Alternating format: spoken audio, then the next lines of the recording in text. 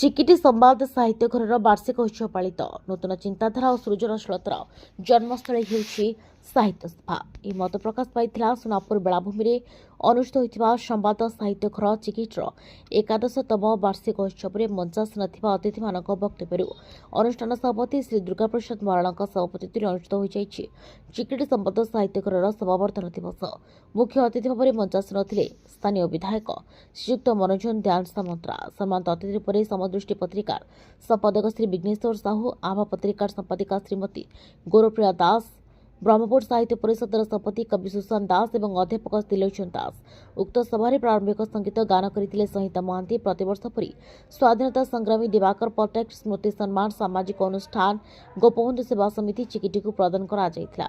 ସେହିପରି ସାହିତ୍ୟିକ ଇଞ୍ଜିନିୟର ଉମେଶ ଚରଣ ପାଢ଼ୀ ସ୍ମୃତି ସମ୍ମାନ କବିଶ୍ରୀ ଶ୍ରୀପତି ପ୍ରଦାନ ପାଇଥିଲେ।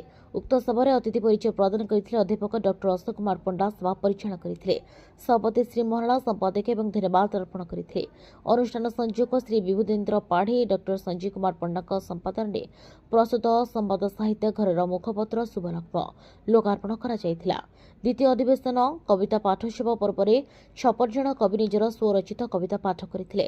ଏହି ଅଧିବେଶନରେ ମଞ୍ଚାସୀନ ଥିଲେ ଡକ୍ଟର ଦେବଦତ୍ତ ଚୌଧୁରୀ, ଡକ୍ଟର ମନୋଜ କୁମାର ଭୋଇ, ଡକ୍ଟର ଶୁଭେନ୍ଦୁ ବେହେରା, ଶ୍ରୀମତୀ ଜୟଶ୍ରୀ ପଟ୍ଟନାୟକ, ଅଧ୍ୟାପକ ଶ୍ରୀ ପ୍ରକାଶ ଚନ୍ଦ୍ର ବେହେରା ଏବଂ ବିଜୟ କୁମାର ପାଢ଼ୀ।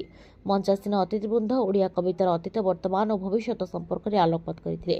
ପଠିତ ସମସ୍ତ କବିତାକୁ ସଂଯୋଜନା କରିଥିଲେ ସୁଶ୍ରୀ ସାଗରିକା ଆଚାର୍ଯ୍ୟ ଏବଂ ଜୟଶ୍ରୀ ପଟ୍ଟନାୟକ। ସୁନାପୁର ଅଞ୍ଚଳର ବଦାନ୍ୟ ବ୍ୟକ୍ତିଙ୍କ ସହାୟତା ସହିତ ଅନୁଷ୍ଠାନ କୋଷାଧ୍ୟକ୍ଷ ଶ୍ରୀ ରମାକାନ୍ତ ବେହେରା, ପୂର୍ବତନ ସଭାପତି ଶ୍ରୀ ନିଗମାନନ୍ଦ ପଣ୍ଡା, ଶ୍ରୀ ମନୋଜ କୁମାର କୁଣ୍ଡ, ଶ୍ରୀ ଶିବରାମ ସାହୁ, ଶ୍ରୀ କୁରେଶୁ ମହାରଣାଙ୍କ ପାଇଁ କାର୍ଯ୍ୟକ୍ରମ ସଫଳ ରୂପାୟନ ହୋଇଥିଲା।